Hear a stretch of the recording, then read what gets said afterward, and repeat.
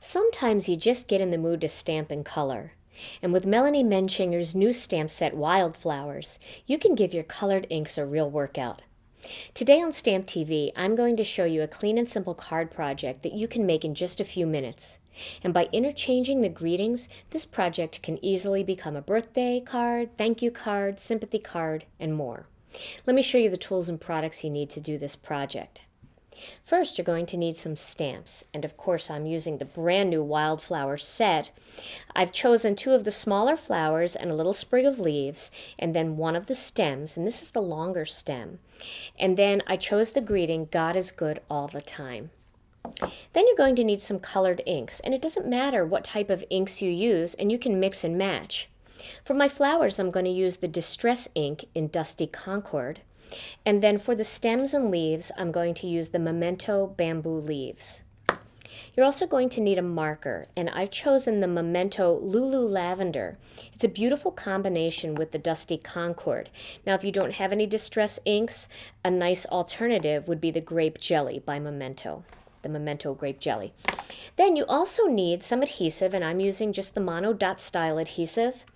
And I've grabbed a little piece of the ribbon, and this is the Jelly Bean Green ribbon from the new Stamp TV Petals and Wings kit, and I thought I would just snag a little piece of that ribbon out of my kit for this card. But you can use other ribbons too. You're going to need some scissors to cut your ribbon, and then you're going to need some cardstock. And I have a piece of the Gina K Designs 80-pound layering weight white cardstock. I have some of the Vibrant Violet cardstock, and that's going to layer together. And then I have a 120-pound white base that I'm going to put this whole panel right on top, and that'll be my card base.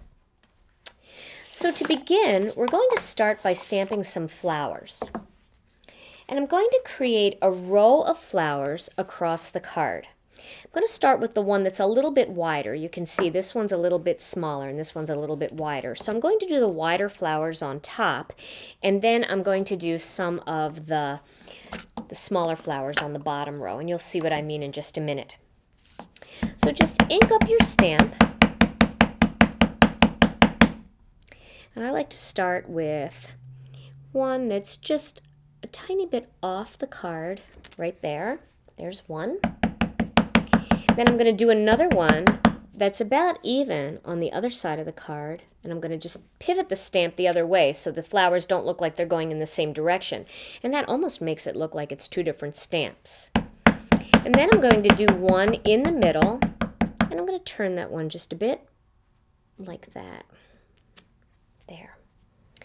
Then I'm going to use the smaller stamp, and I'm going to add 2 flowers that aren't quite grown up as high as those other ones. So that one I'll put here, and I'll turn it and do one here, like that. For my next step, I'm going to add some leaves. So I'm just going to put that little sprig there. Actually, I think I'm going to put my stems on first. Let me grab that stem stamp and the Bamboo Leaves ink. I'm going to ink up the stem, and then I'm going to pop one stem. This stem can be used in either direction, and that'll make each stem look a little bit different. Put one here, and then I'm going to flip it around the other way and put one right over here. That. Then I'm going to add 2 shorter stems down at the bottom here. 1 and 2. And there we go. There are my flowers. Now next I'm going to add those leaves. And what's neat about this little leaf stamp is you can use it one way for one side and just flip it over and use it the other way for the other side, and it'll look completely different, and it will look like lots of different stamps. I'll show you what I mean. I'm going to start by adding one little sprig here, like that, and then I'm going to turn it around and add another one down here, like that. Isn't that pretty? And it's so easy. And because our stamps are cut so closely, it's very easy to line these up. You don't need to be able to see through the stamp in order to line it up easily, and you don't even have to use the Stamp-A-Majig. Makes it very easy to get a great look. Add a little leaf here. I think I'll add another one on this side up here.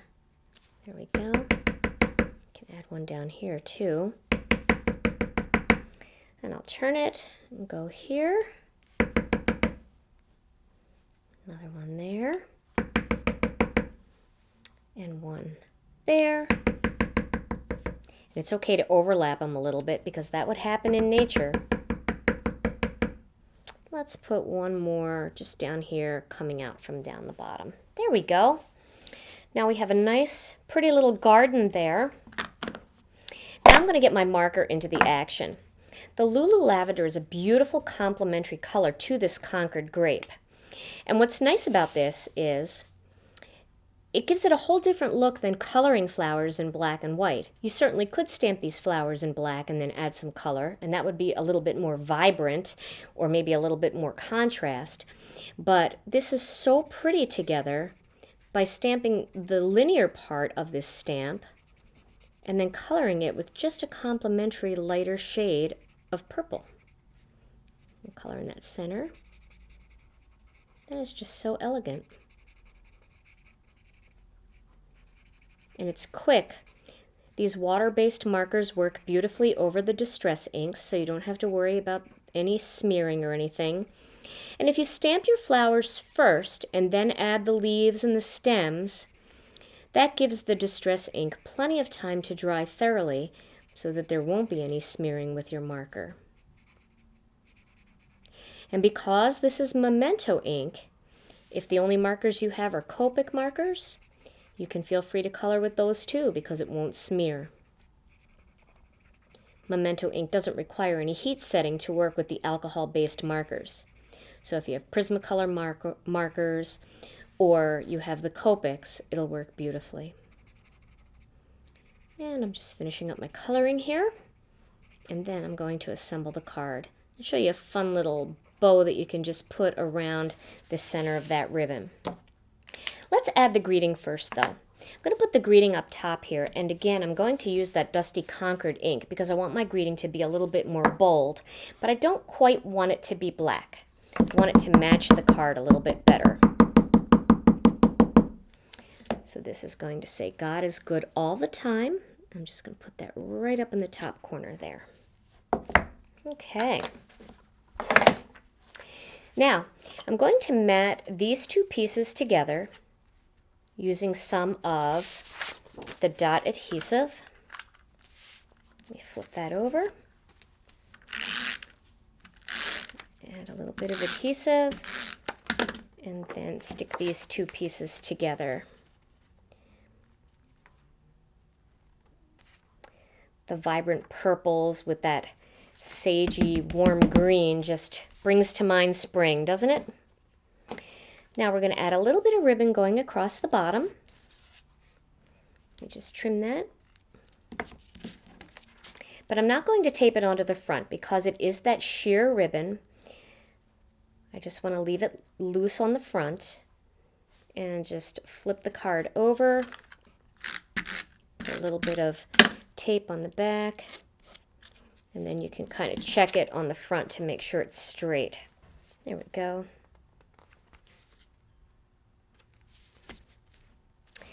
Then I'm going to add one more little piece of ribbon.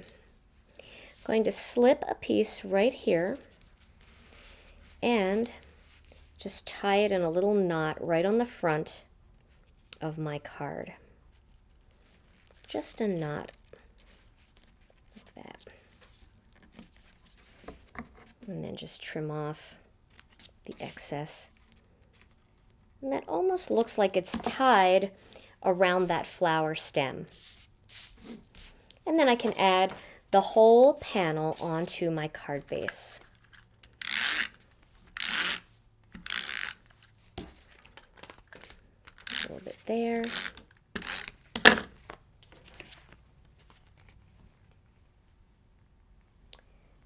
And there we go. And you can play with that ribbon a little bit to make it lay the way you want it to lay. And there is my finished card project, my happy little garden, clean and simple and quick and easy. Try different ink and marker combinations to create vibrant contrast or soft muted tones. With all the colored inks you have in your collection, the possibilities are endless.